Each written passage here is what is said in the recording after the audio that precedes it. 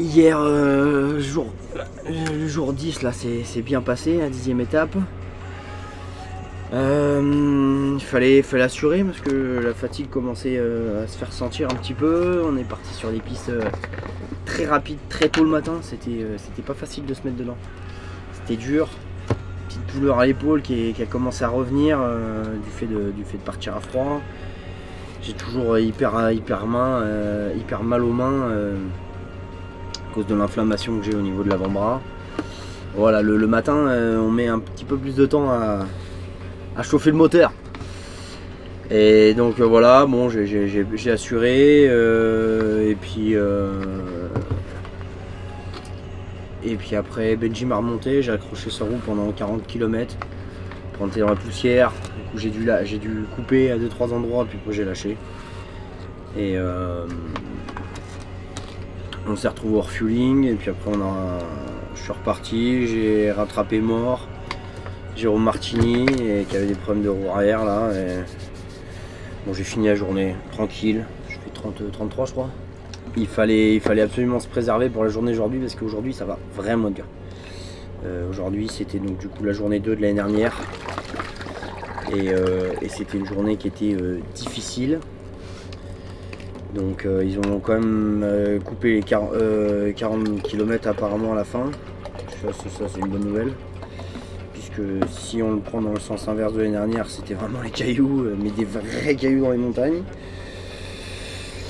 Donc voilà, et plus que 2 jours quoi, dont cette journée qui va être un petit peu décisive. Et puis après demain normalement tout est quasiment joué et scellé au niveau du classement. Donc là il faut continuer et surtout pas se blesser et faire avec ce qu'on a, parce que c'est vrai que physiquement on commence à être marqué un petit peu. On a pu dormir ce matin, ça c'est cool, parce que première moto partie à 7 h, moi je pars à 8 h, donc on s'est levé à 6 h du matin, alors qu'à d'habitude je partais à 6 h du matin, donc 2 heures de plus, et c'est 3 heures même de sommeil en plus, c'est confortable, très confortable. Donc ce matin on prend le temps, j'ai eu le temps de faire mes affaires, j'ai le temps de m'habiller tranquillement, et on va partir 2 jours aussi, ça c'est bien. Bivouac, on aura le temps de se chauffer musculairement un petit peu plus, et puis rendez-vous ce soir en forme avec le sourire. Si tout se passe bien, on va essayer de rentrer dans le top 30, j'espère aujourd'hui, ça serait vraiment bien et motivant pour la suite. Alors début de rallye, on a essayé la moto hier, là on part pour 15 jours de course. Ah ouais, là ça rigole pas, hein. C'est parti.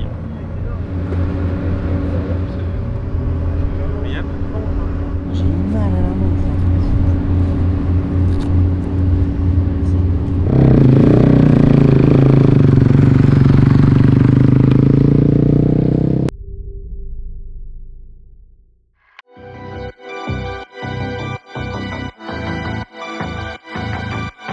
Hard to breathe, но только первый снег. И снова флешбэк. Отпусти меня, тоже слезы горят, пойми меня. Флешбэк, отпусти меня. Это будет с тобой движение.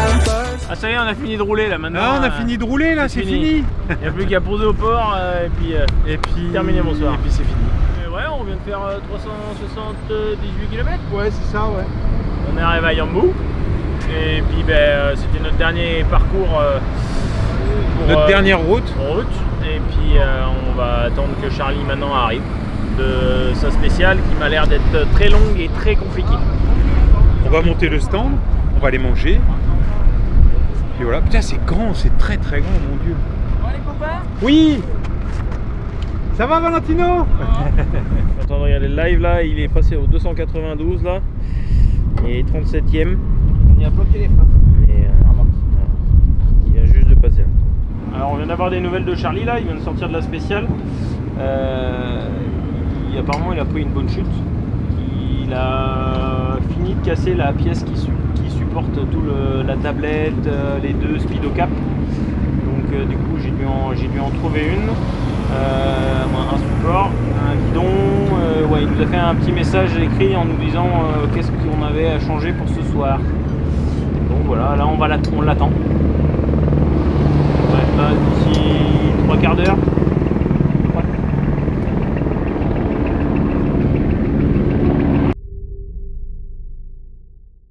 Je m'appelle Alexis, j'ai 29 ans, je suis vidéaste professionnel basé à Poitiers.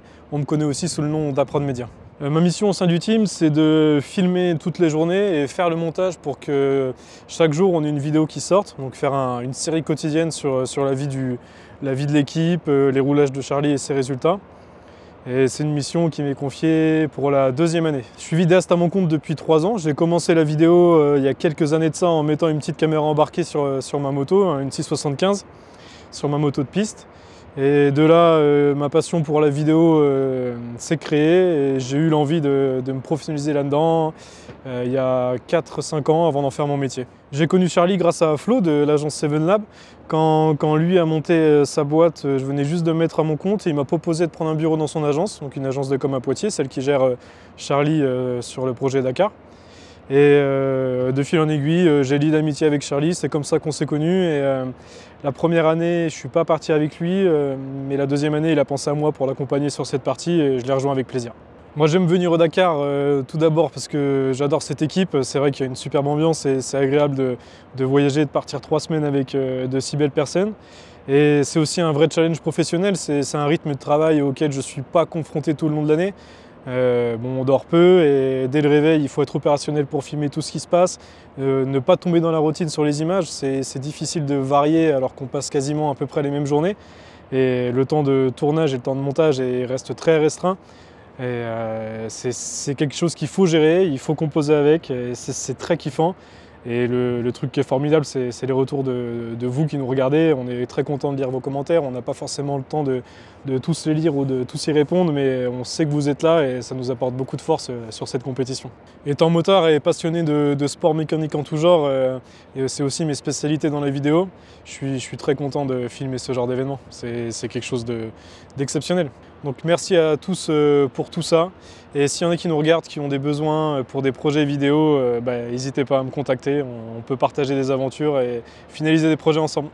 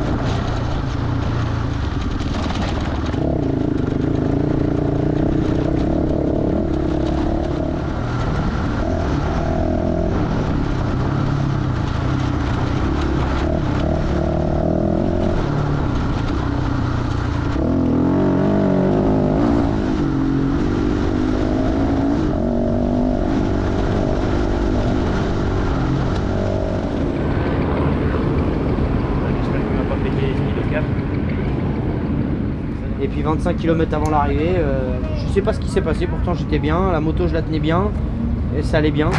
Elle a fait gauche, droite, moi je suis passé par devant, je te jure la moto elle était au plot là. Elle était à 10 mètres de moi. Je me suis éclaté, j'ai hyper mal au coude et tout. Mais ouais, je me suis fait un peu mal à la hanche en fait.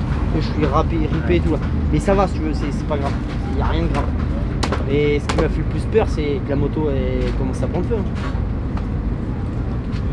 Morale de l'histoire, en fait, un détail où toi et moi on se dit c'est pas grave, mais en fait c'est hyper important.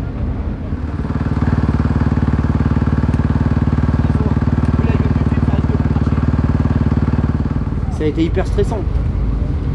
Déjà la moto qui fume, tu sais que je m'en suis pas rendu compte tout de suite que c'était le phare. Mais en fait je suis reparti et quand je me suis aperçu que le bouton phare il était allumé, je dis putain c'est sûr c'est ça tu vois. Et je suis arrivé en fueling, en fait c'est Benji qui m'a dit mais cherche pas mec, t'as cramé le truc et tout machin et je démonte la bulle et ouais c'est ça.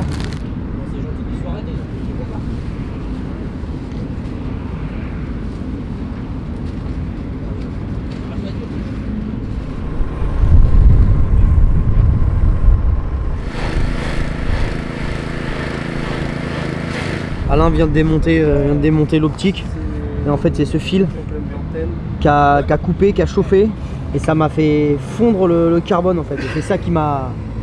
C'est rien, la pièce elle a pas endommagé mais va falloir qu'on change le bout de faisceau de l'optique et c'est ce qui m'a tout cramé. Et d'où la fumée qui m'a fait peur sur la piste au kilomètre 227. Bon, fin de cette étape 11, l'avant-dernière étape du Dakar, qui n'a pas été calme. Je savais que ça allait être une étape dure, puisque c'était la même étape que le Dakar l'année dernière, le deuxième jour. On est parti dans les cailloux, dans une surface que je déteste, où je suis très très mauvais. J'ai fait ce que j'ai pu, j'ai eu mal aux mains, surtout la gauche, à l'intérieur de la paume. Dès que je prenais un choc, ça venait m'appuyer à l'intérieur de la paume. Vraiment mal. Vraiment mal. J'ai souffert jusqu'au refueling. Au refueling, ils m'ont mis de la glace, ils m'ont donné des médicaments. Bon, ça a retenu 20 km, au bout de 20 km, mal. Et kilomètre 225, 227, j'étais dans les cailloux. Elle est pas trop mal, j'avais même redoublé l'espagnol qui m'avait doublé. Et fumée blanche sur la moto, grosse fumée, j'ai cru un joint de culasse au début, je m'arrête tout de suite. Je sens que ça sent le brûler. Je jette la moto par terre. Et avec la première idée de jeter du sable dessus parce que j'ai pas vu ce qui allait se passer, mais j'avais senti que ça sentait le chaud. Heureusement ça s'est arrêté rapidement et en fait c'est mon optique de phare qui a brûlé.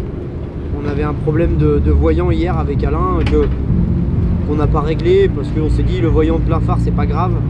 Ce qui s'est passé c'est qu'en roulant dans les cailloux j'ai dû l'actionner en fait le plein phare et il est resté allumé et ça a fait surchauffer le fil. Donc bon, plus de peur que de mal puisque ça s'est arrêté, j'ai continué, la moto marchait.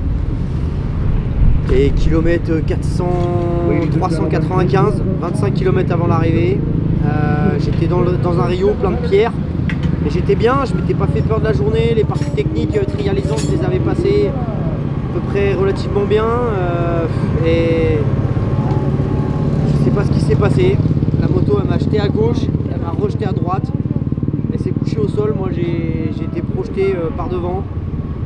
J'ai atterri dans les cailloux, je me suis fait mal au coude, je me suis ouvert un peu au niveau de la hanche, ça m'a mis une béquille, j'ai mal un peu à la hanche, genou gauche, cheville gauche. Je me relève, je vais vers la moto qui était à au moins 10 mètres de moi. Elle était couchée sur la gauche, je la relève, je vois le levier d'embrayage cassé, le guidon qui est tout en bas. Là je commence à voir pour commencer à mécaniquer, Jérôme Bass il arrive. Il veut m'aider, gentiment, je dis ouais, écoute si tu veux, faut qu'on change mon levier d'embrayage, 2-3 trucs. Toute la nave était cassée en haut, je commence à prendre des riselants. Lui, il ouvre ma trousse à outils, je sais pas ce qu'il a, il se met à trembler, panique le garçon complet. Mais c'est adorable hein, de sa part, de s'être arrêté d'avoir voulu m'aider, mais panique. Je viens de m'en mettre une bonne, c'est impeccable, j'ai tout cassé, nickel. Je sais même pas comment je vais faire. Ouais, je me suis pas fait mal, mais j'ai pété l'embrayage, j'ai pété la neuf, j'ai tout cassé là. Ouais. Non, j'en ai, mais ça va le faire, mais bon, c'est la merde. Ouais, un coup de main. Hein? Non, je vais pas t'emmerder. Le top, c'est. On arriverait à changer de levier l'embrayage, ça serait michto quand même. Ouais, ça va le faire, c'est bon, t'inquiète, c'est bon. Ouais, c'est cool, merci. C'est cool, continue, ça va le faire, continue. Ça le faisait stresser qu'il y a des mecs qui le doublent. Vas-y, je repars, je vais mécaniquer. Donc je change mon levier d'embrayage, je prends des riselants, j'attache ma nave. Je veux pour remettre mon guidon. Les outils étaient tombés, impossible de trouver là du 210.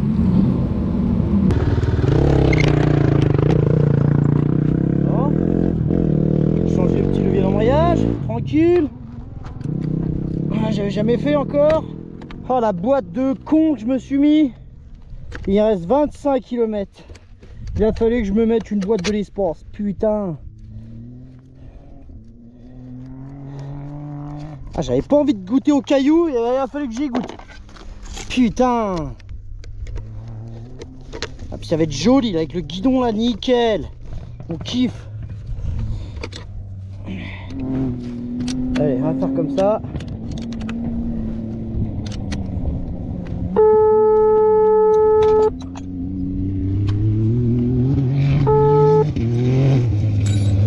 Alors, ouais, ça va, je suis tombé, je suis en train de mécaniquer là. Tu vas continuer de rouler? Je repars. Si j'en passe 3-4 ici là, si j'en passe 3-4 là-dedans là. Ouais, et bah écoute, hein, ça fera comme ça, tant pis, ça veut pas y aller. Je perds du temps, nom de Dieu, je perds du temps.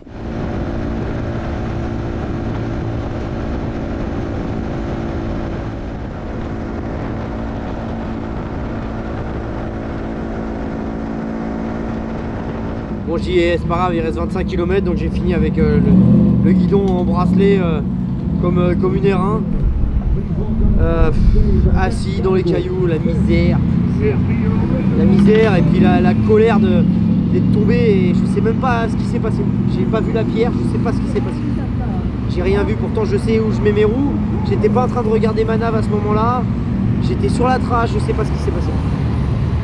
Donc un peu en colère, et puis voilà, donc je finis les 25 km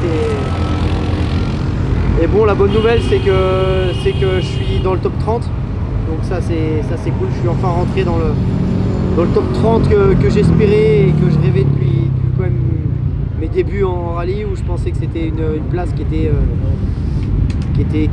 impossible d'y aller quoi. Et cette année, malgré les quelques galères qu'on a eues, on vient de rentrer dedans. Demain, il me reste 100 km pour assurer cette place-là.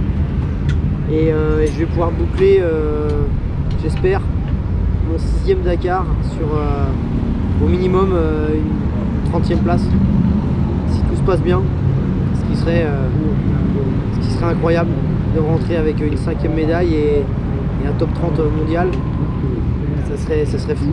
Donc je vais soigner une petite blessure. Alain va faire ce qu'il faut sur la moto. Et on va aller au kiné, on va se soigner et on va bien dormir. Et demain, les 100 derniers kilomètres de ce Dakar 2024. Après, on rentre à la maison, on va au bar l'appart, on va au restaurant Le Maurice et on fout le bordel.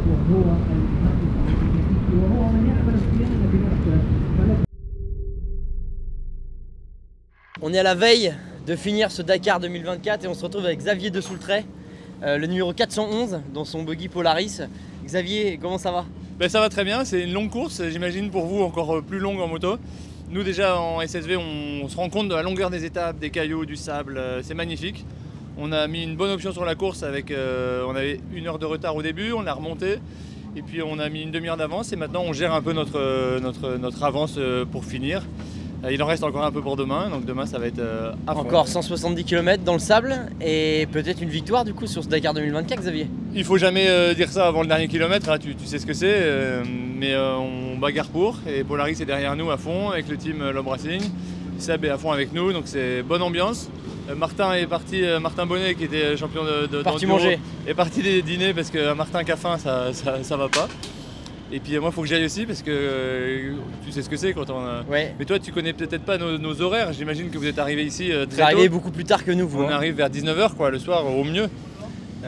Et toi ça se passe bien d'ailleurs, top. Ouais, ça se passe bien. Je viens de rentrer, ça y est, enfin dans le top 30. C'est bien, c'est Donc, historique ça ouais, quand même. ça c'est cool. Et bon, petite chute tout à l'heure, ça m'a un peu froissé. Mais bon, encore 170 km comme Ouais. toi demain. Top 30 au Dakar, c'est quelque chose. Ouais, ça va être sympa. Est-ce que tu peux nous présenter un petit peu ton buggy Polaris? Bah, tu vois là t'as quelque chose pour accrocher les roues, Ouais, là t'as quelque chose pour s'asseoir, et là t'as quelque chose pour faire tourner les roues. ok, C'est incroyable. C'est le Factory Air Pro, c'est le Pro Air Factory Race, Ok. fait par l'usine avec les gars de Lob Racing. C'est le même que l'année dernière, il y a eu des modifications un petit peu. Là il est c'est- vraiment fait à Minneapolis, et des mecs de Lob Racing ont été là-bas pour le faire. Est-ce qu'on te rappelle un Polaris américain? Ouais, JB notamment qui a passé beaucoup de temps. Et après c'est un truc assez origine quoi, je veux dire c'est adapté avec des boîtes pour emmener des affaires. Tu vois là une petite boîte de ping-pong pour mettre à manger et qu'on bricole des petites astuces, un kit déco et puis roule quoi. Ok. Et ça, va être par la suite, je pense, une machine qui va être commercialisée. Pour Voilà, l'instant, vous êtes en ouais. développement. Voilà, c'est l'idée, c'est sur la base officielle. Après, les règles changent parfois, mais c'est super fun. Et les motards là-dedans, on a tout de suite un bon feeling. La gestion des trajectoires, il y a beaucoup de débattements, les suspensions et tout. Donc un motard qui monte dans la SSV est tout de suite pas trop dégueulasse normalement. Ok. Ouais, et tu retrouves On va mettre des des bips, sensations, ouais. Ouais, est-ce que t'as beaucoup crevé ou pas encore? Non, on n'a pas beaucoup Non. crevé, on a BF Godrich à fond, donc on a eu une crevaison lente et une crevaison tout à l'heure là. Donc non, ça va pour l'instant. Ouais, il y a eu du caillou hein, pour vous là. C'était beaucoup de cailloux, mais bon, on peut C'était pas pas se plaindre. simple. Oui. Donc, c'est vrai que vous êtes assis, nous on a un peu subi un petit peu plus le truc, mais. J'ai rattrapé un mec tout à l'heure, une trentaine de motards, et il y en avait un qui était sur le dos, complet sur le dos. La moto explosait par terre, donc on est arrivé, on s'est arrêté et dit ça va. Good. Ça avait pas l'air good. Tu as vu la vidéo de Mino là qui monte Mais non, mais les gens ils savent pas qui c'est, parfois les copilotes. C'est Ah ouais, des mecs, mais Minaudier est incroyable. Ah oui, Minaudier, Minaudier, il descend, il monte la moto du mec dans le Grand Pierrier, il la pose, Ah bon incroyable. Ah ouais, Minaudier, vice-champion de France, champion d'Europe, c'est quand même un bon pilote, il sait faire de la moto quoi.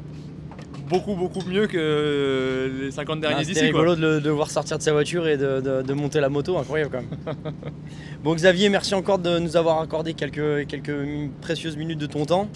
Bon appétit, va manger, Bah, merci. repose-toi parce On que est avec toi, Charlie. demain mec, faut que tu mettes Faut du le gaz faire. là. Demain Ouais. 170 km, il reste 3 minutes, donc on va faire On va te suivre et merci encore à Daffy Moto pour ces épisodes. Ouais, c'est vrai que c'est des bons souvenirs quoi. Ah ouais, tu m'as Ouais. prêté ton micro là du coup cette année.